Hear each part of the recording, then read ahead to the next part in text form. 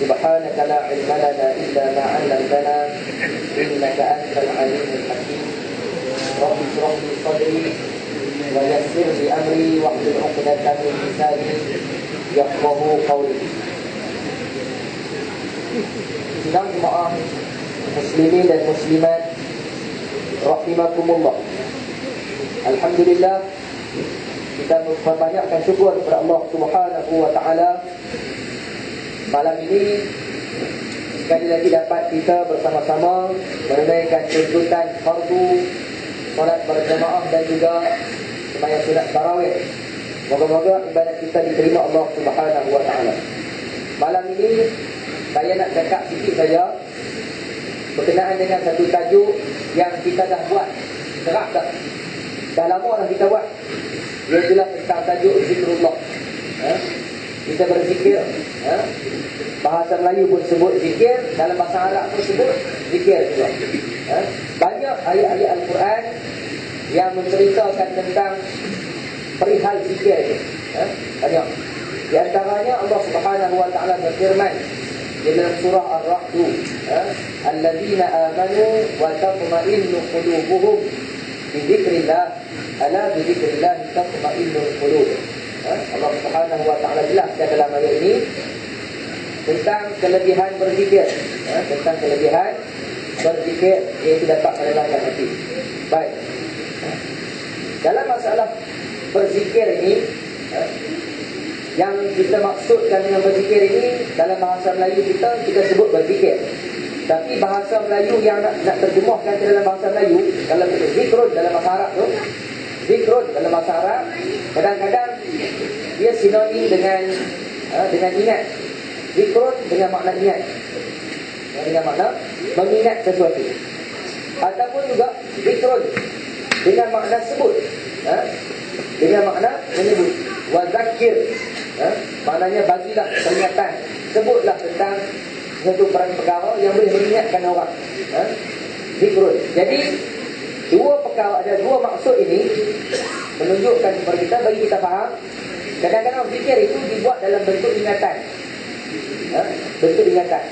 Dan ingatan itu pula, kalau biasanya ingat, bagi kita duduk biasa ingat di otak lah, ingat dengan otak kita kata. Tapi zikir yang kata ingat ini, dia lebih daripada ingat dengan otak. Maknanya dia ingat sampai ke hati. Zikir bukan sahaja dia ingat di kepala, tetapi dia membenam sampai ke hati. Sebab itulah orang yang menghafal Al-Quran, dia meletakkan Al-Quran itu di dada. Dia tidak meletakkan Al-Quran itu di kepala. Baik. Kalau kita ambil kira zikir dari sudut ingat, mengingat, ini disebut kata kita berzikir dengan hati. Berzikir dengan hati. Ada pula berzikir dengan lidah.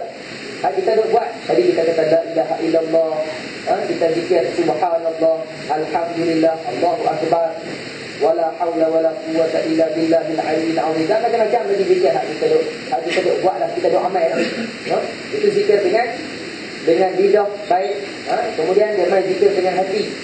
Ada zikir yang perlu disebut dengan lidah. Ada zikir yang perlu disebut hanya dengan hati. Disebut dengan hati. Dan satu lagi zikir, bentuk zikir yang ketiga adalah zikir dengan jawarih, dengan anggota badan. Jadi ada tiga bentuk lah. Tiga bentuk zikrullah. Ketiga-tiga bentuk ini, zikir ini adalah merujuk kepada mengingati Allah Subhanahu wa taala. Yang fokus kepada Allah Subhanahu wa taala. Sama ada zikir dengan makna ingat tadi ni, dia ingat, dan ingatan itu akan membuahkan kepada perasaan ingin menyebut Allah selalu, sampai kepada tahap dia disebut selalu, dia mainlah kepada tahap makrifah, kenal. Lama-lama sebut dia main kenal. Begitu juga dengan ingat tadi, sebut pun sama juga. Sebab itulah ada amalan-amalan yang menjadi rutin kepada orang-orang salih, orang-orang salih, orang-orang yang tertentu melalui jalan tertentu, orang tarikat dan sebagainya. Dia ada zikir-zikir tertentu yang dengan zikir ini dia boleh kepada satu tahap dia naik maqam dia sedikit demi sedikit. Dan tidak ketinggalan juga kita berzikir dengan anggota badan. Dengan anggota badan. Sebab setiap hari bila kita bangun, ada hak anggota badan kita. Tangan kita ada hak terhadap kita, mata kita ada hak terhadap kita, mulut kita dan segala-galanya ada hak terhadap sahabat kita yang kita kena tunaikan hak dia. Apa dia hak dia? Adalah digunakan anggota tadi mengikut cara, mengikut saluran hak dibenarkan. Itulah yang disebut sebagai zikir anggota tubuh badan. Baik, matlamat kita berzikir. Matlamat kita berzikir tidak lain dan tidak bukan nak bagi kita ni ingat kepada Allah Subhanahu wa taala. Jangan disalahgunakan, disalahartikan zikir itu dengan tujuan lain. Ada orang dia berzikir dengan tujuan-tujuan yang tidak disyariatkan. Dan kadang-kadang zikir-zikirnya itu pula adalah zikir-zikir yang tidak dibenarkan. Ustaz, zikir yang dibenarkan apa dia? Zikir dibenarkan satunya Al-Quran. Yang kita duk baca Quran, satu, walaupun kita tak faham, itu confirm tak ada masalah. Hak kedua, zikir-zikir yang diambil daripada hadis-hadis Nabi. Hadis-hadis Nabi, apa yang Nabi beritahu, yang boleh kita gunakan perkataan-perkataan tertentu untuk dijadikan sebagai amalan rutin zikir kita. Ataupun yang ketiganya, daripada doa-doa yang maksud. Doa-doa yang maksud. Sama ada doa maksud ini adalah doa yang Nabi sendiri, Nabi sendiri yang berdoa dengan doa tersebut, ataupun doa-doa yang diamalkan oleh para sahabat ridwanullah alaihim ajma'in. Juga boleh berdasarkan kepada Nabi sebut ashabi kan nujum, sahabat-sahabat aku umpama bintang, siapa-siapa saja yang hampa ikut, hampa akan jumpa jalan hidayah. Ataupun zikir yang seterusnya yang juga boleh kita gunakan adalah bukan yang tadi, bukan Quran, bukan daripada hadis, bukan doa-doa yang maksud, tetapi dia adalah dalam bentuk lain. Sama ada bahasa Melayu ke, bahasa apa, bahasa Inggeris ke apa ke, dibolehkan dengan syarat. Dibolehkan bersyarat. Syarat dia apa? Syaratnya dia punya uraian kata-kata dia itu difahami makna dia, dan apa yang kita faham itu tidak bercanggah dengan dalil-dalil yang ada dalam agama. Tapi kalau uraian kata-kata itu yang kita tak faham, ataupun kita tak faham lagi, maknanya ada orang yang dah faham, kita tu tak faham lagi, kita tak libat lagi. Dan kadang-kadang ada pula zikir-zikir wirid-wirid tertentu yang orang-orang tertentu popular kan, dengan tujuan-tujuan tertentu. Contohnya macam adalah zikir-zikir hak sesat kan. Contohnya macam ada orang kena ulat bulu. Tahu ulat bulu kena di badan gatal dia ada dia punya ratib dia nak bagi hilang gatal ulat bulu tu. Apa dia? Ni saya beritahu tapi jangan amal. Boleh tak? Memang boleh tak? Dia tak amal tak? Wahai ulat bulu, aku tahu asal usulmu. Mana dia tahu tak? Aku tahu asal usulmu daripada bulu ketiak Nabi Adam. Mana dia tahu tak tahu? Aku tahu asal usulmu dari bulu ketiak Nabi Adam. Janganlah derhaka kepada anak Adam. Dengan berkat la ilaha illallah. Ujung tu dah. Ini zikir hak yang berlaku. Yang ni tak ada maksud, tak ada dalam hadis, tak ada dalam asal sahabat pun tak ada. Dia reka. Naik ke mana tak tahu. Mungkin hadis Melayu lah pun. Aku tahu asal usulmu. Sejak bila dia kawan ulat bulu tak tahu. Tapi dia boleh sebut. Kata zikir tu dia kenal ulat bulu. Boleh jadi dia pun spesies ulat bulu boleh jadi. Daripada bulu ketiak Nabi Adam. Ini dah mula bahaya lah. Kan? Sejak bila pula dia boleh tahu daripada bulu ketiak Nabi Adam, kata dia ulat bulu. Banyak cantik. Aku tahu asal usulmu dari bulu ketiak Nabi Adam. Jangan derhaka kepada anak Adam. Maknanya ulat bulu tadi ni dia bagi gatal manusia, jangan derhaka kepada anak Adam. Maknanya bagi hilang lah sakit tadi ni dengan berkat la ilaha illallah. Pandai? Guna zikir-zikir itu. Banyak lagi zikir-zikir yang sesat. Yang sesat yang ada dalam masyarakat Melayu ke, masyarakat Arab ke, masyarakat mana ke. Bila mana zikir itu, tentu kita tidak faham makna dia. Dia menggunakan kalimah-kalimah tertentu yang tidak dipahami.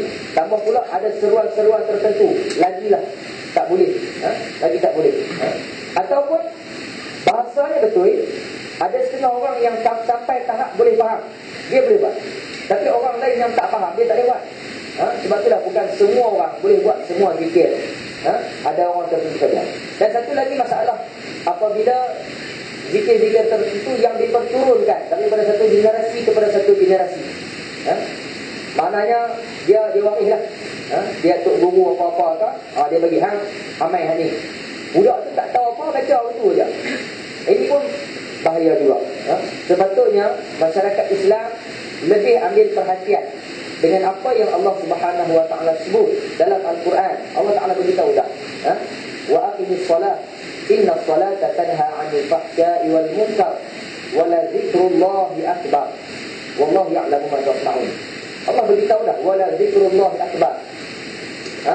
Zikrullah, mengingati Allah itu lebih utama, lebih besar. Tapi dalam ayat ini yang diartikan dengan zikrullah ini adalah as-salat. As-salah itulah yang dinamakan sebagai az-zikr. Az-zikr di samping nama as-salah dan bersama ad-du'a, az-zikr juga adalah nama kepada as-salah. Maka dengan sebab itu amalan hak paling utama bagi umat Islam adalah as-salah. Wasta'inu bis-sabri was-salah wa innaha lakabiratun illa 'alal khashi'in. Allah beritahu zikir yang paling tinggi nilai dia adalah solat. Tapi ramai orang yang dia tak nampak tentang kelebihan zikir dengan solat itu. Baik, salah satu daripada zikir yang Nabi SAW sampaikan kepada kita, pernah satu ketika Sayyidatina Fatimah, anak Nabi, dia mengadu dekat Nabi, letih buat kerja rumah. Letih buat kerja rumah, mengadu. Mengadu dekat suami dia, beritahu dekat Sayyidina Ali, kata dia letih buat kerja rumah semua, carilah pembantu rumah, carilah bibi seorang tolong basuh kain ke basuh pinggan ke apa tak. Sampailah pengetahuan Nabi, maklumat tu sampai ke pengetahuan Rasulullah sallallahu alaihi wasallam. Nabi tahu, kata Fatimah duk mengadu dekat suami dia, kata dia tak larang. Satu hari ini Aisyah Fatimah cerita lah. Sayyidina Ali pun cerita balik situasinya.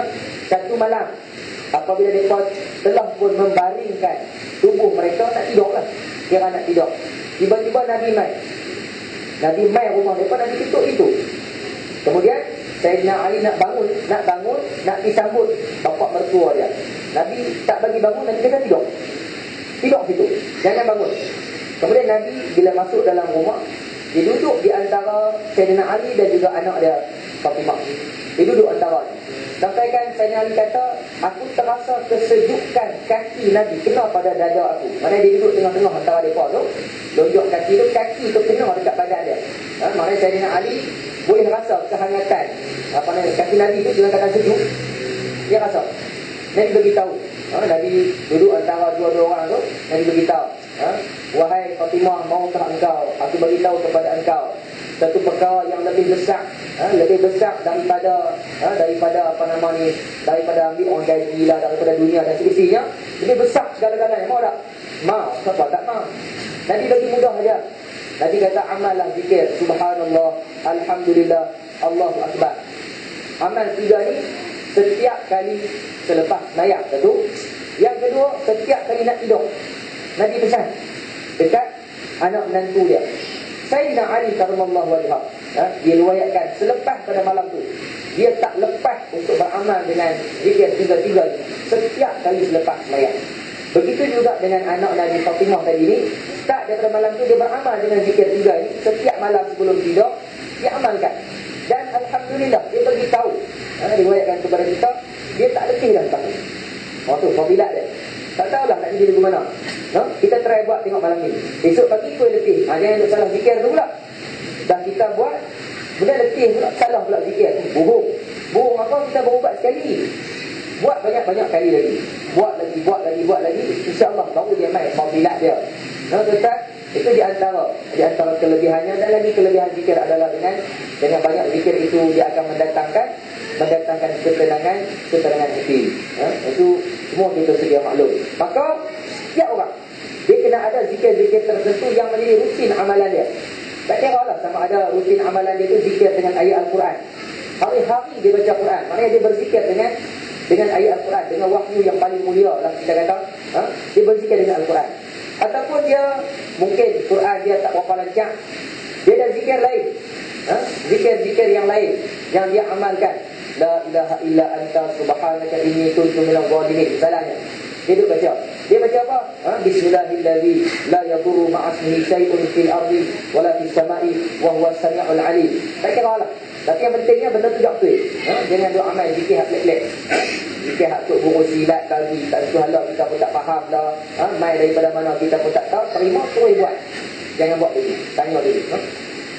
Baik, kalau kita tidak ada zikir, tidak ada langsung sesuatu yang menjadi alunan zikrullah kita, Maka dia ibarat bagaikan satu rumah yang usang. Satu rumah yang usang ni jadi kosong. Jadi tak ada, kosong. Maknanya Quran pun tak baca, zikir apa pun tak ada, doa pakai baju pun tak baca, doa nak makan pun tak baca, anak aja baca dia tak baca, nak tidur pun tak ada, doa nak sambung isteri pun tak ada, doa apa satu pun tak ada. Dia kira hidup dia betul je. Naik kereta pun kira start jalan dia betul je. Tak ada langsung zikrullah dalam hidup dia. Orang ni dalam keadaan bahaya.